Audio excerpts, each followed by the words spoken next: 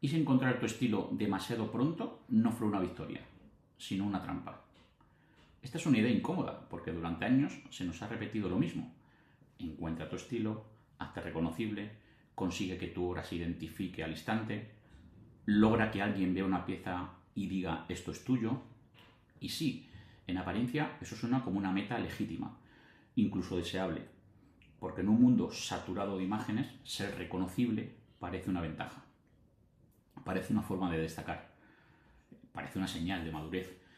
Pero hay algo de lo que casi nadie habla: el precio que puedes pagar por volverte reconocible demasiado pronto. Porque una cosa es desarrollar un lenguaje y otra muy distinta es quedarte atrapado dentro de él. Muchos artistas, en cuanto encuentran una fórmula que funciona, sienten alivio y piensan, por fin algo encaja, por fin la obra empieza a ser entendida, por fin llega un poco de validación. Quizá una exposición, quizá unas ventas, quizá más atención en redes, quizá comentarios que repiten siempre lo mismo. Ya te encontraste, esto ya es muy tuyo, qué bien que tienes una línea tan clara. Y claro, eso acaricia el ego, pero sobre todo calma una ansiedad profunda, la de no saber quién eres artísticamente. El problema es que esa calma puede salir muy cara, porque cuando una fórmula empieza a darte resultados, no solo se vuelve tentadora, se vuelve peligrosa. Empiezas a repetir no porque aún tengas algo que descubrir ahí, sino porque ya sabes que funciona. Y eso cambia por completo la energía de la práctica. Ya no estás investigando, estás administrando. Ya no estás escuchando lo que la obra necesita. Estás reproduciendo lo que el sistema ya aprendió a premiarte. Y aquí es donde ocurre algo muy sutil. No suele sentirse como una traición, se siente como profesionalización, se siente como enfoque, se siente como coherencia, se siente como consolidación. Y por eso cuesta tanto detectarlo. Y empiezas a pensar que evolucionar demasiado puede confundir, que cambiar de tono puede hacerte perder identidad, que probar otra materialidad puede romper la línea, que desviarte de lo que ya es reconocible puede ser un error estratégico. Y sin darte cuenta, tu obra deja de ser un territorio vivo y empieza a convertirse en una marca cerrada. Eso que al principio te daba libertad, ahora te la empieza a quitar.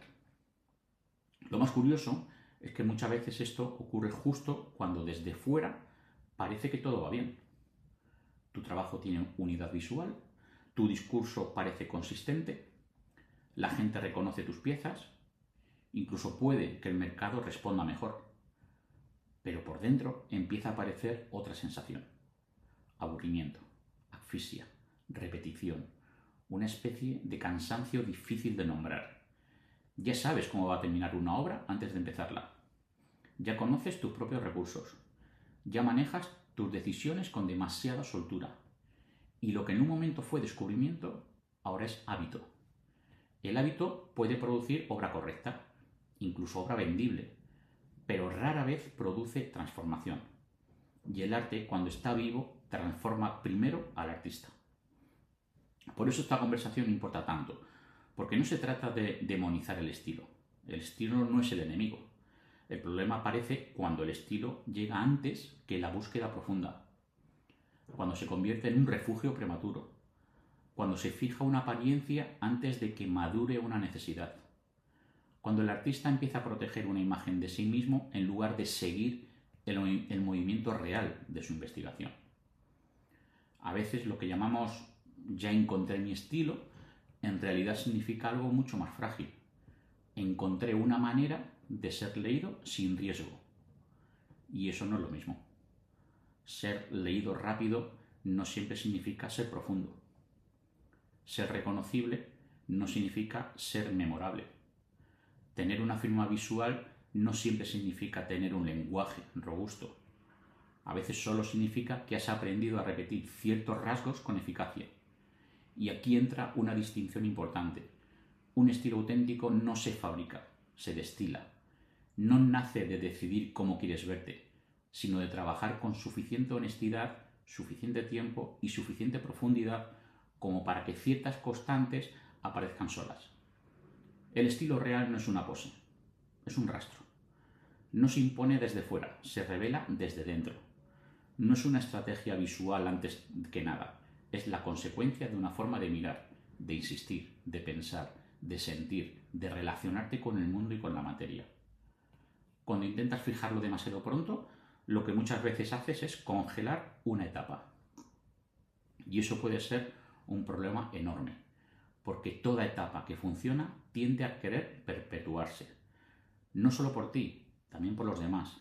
El público quiere reconocerte, los coleccionistas quieren continuidad, las galerías quieren legibilidad, las redes quieren repetición, el algoritmo ama lo previsible y el entorno entero, casi sin mala intención, empieza a premiar la versión de ti que ya entendió.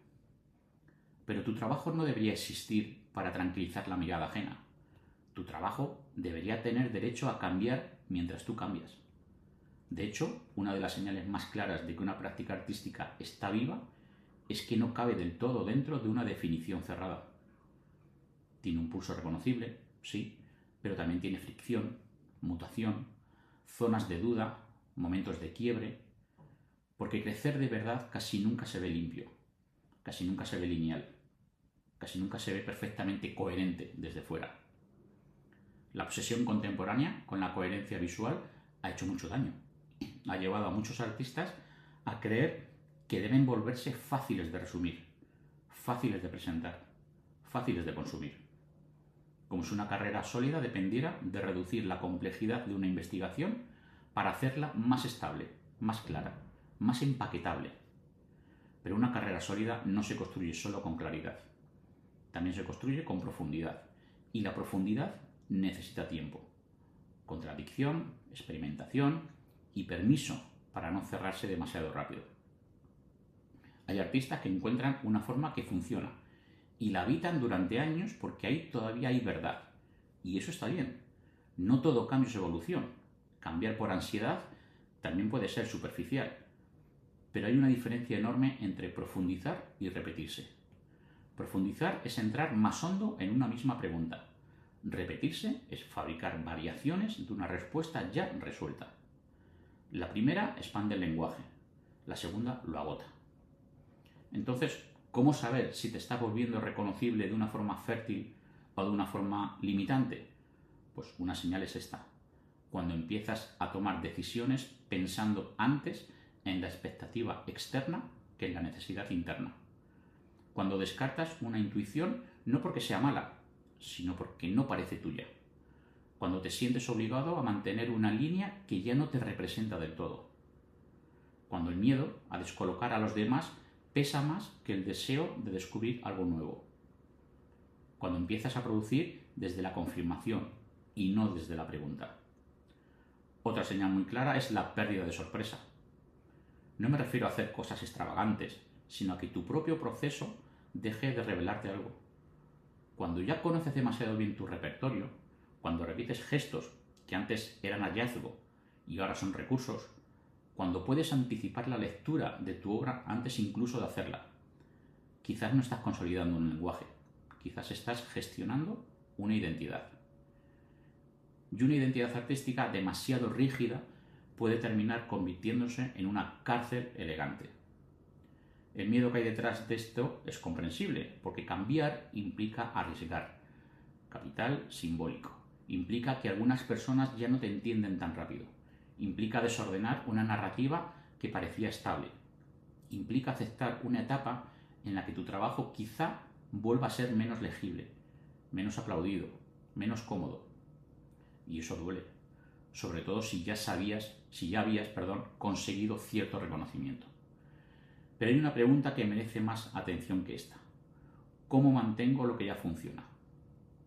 Y esa pregunta es, ¿qué necesita mi obra para seguir viva? No siempre coinciden las respuestas. A veces lo que más conviene a tu posicionamiento a corto plazo es exactamente lo que más debilita tu crecimiento a largo plazo. Porque si te conviertes demasiado pronto en una versión demasiado fija de ti mismo, puedes ganar legibilidad, pero perder potencia. Puedes ganar consistencia externa, pero sacrificar verdad interna. Puedes ganar una marca, pero perder una investigación. Y en arte, perder la investigación es perder el centro. Por eso es tan importante entender que la evolución no destruye necesariamente tu identidad. Muchas veces la revela mejor. Lo que pasa es que nos han enseñado a pensar la identidad como una imagen estable, cuando en realidad puede ser una lógica profunda. No tienes que repetir siempre la misma apariencia para seguir siendo tú. Puedes cambiar de escala, de soporte, de ritmo, de material, de lenguaje visual y seguir hablando desde el mismo núcleo. Lo que hace reconocible una práctica madura no siempre es la superficie, a veces es la sensibilidad, la forma de tensionar el espacio, la manera de construir silencio, la relación con el tiempo, el tipo de preguntas que sostienes, la ética de tu mirada, el modo en que haces aparecer lo vulnerable, lo político, lo íntimo o lo ambiguo. Eso también crea identidad. Suele ser una identidad mucho más fuerte que una fórmula visual cerrada. De hecho, algunos de los artistas más sólidos no son los que se repiten mejor, sino los que evolucionan sin perder gravedad. Y eso exige valentía. Porque madurar no es solo perfeccionar lo que ya sabes hacer. También es renunciar a la seguridad que te daba una versión anterior de tu obra. Es aceptar que quizás aquello que te hizo visible no será lo mismo que te hará profundo. Es comprender que el reconocimiento temprano puede ser hermoso, pero también seductor, y que no todo lo que valida tu trabajo necesariamente lo hace crecer. Entonces, ¿qué hacer con todo esto? Pues primero, desconfiar un poco del elogio que te encierra. Cuando alguien te dice no cambies, aunque lo diga admirando tu trabajo, conviene escuchar con cuidado, porque a veces el sistema celebra aquello que puede clasificar fácilmente, no aquello que todavía está creciendo de forma incómoda. Segundo, proteger espacios de experimentación que no estén obligados a ser mostrados enseguida. No todo lo que haces tiene que entrar en tu narrativa pública de inmediato. No todo ensayo necesita volverse contenido. No toda búsqueda tiene que justificarse antes de madurar. A veces necesitas trabajar fuera de la mirada ajena para escuchar algo más verdadero. Tercero, revisar honestamente si tu coherencia actual nace de una convicción o de un miedo. Parecen parecidas desde fuera, pero por dentro se sienten distinto. La convicción expande, el miedo estrecha. La convicción te da dirección, el miedo te da rigidez. Y cuarto, recordar que una carrera no se construye solo siendo identificable. Se construye siendo relevante, profundo, evolucionable y sobre todo necesario. ¿Lo reconocible ayuda? Sí, pero por sí solo no sostiene una trayectoria viva. Lo que la sostiene es la capacidad de seguir produciendo obra que no sea una copia obediente de tu momento más legible. Porque el verdadero reto no es que te reconozcan rápido. El verdadero reto es que tu trabajo siga teniendo algo que decir cuando ya saben quién eres. Y eso cambia por completo la conversación. Quizá hoy no necesitas cerrar más tu lenguaje. Quizá necesitas abrirlo.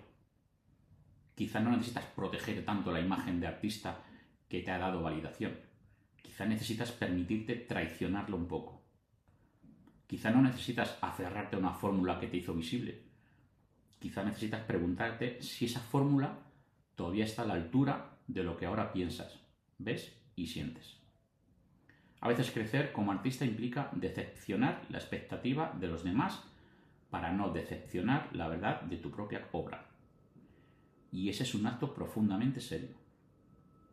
Así que la próxima vez que sientas la presión de volverte más reconocible, más estable, más fácilmente resumible, hazte una pregunta más incómoda y más importante.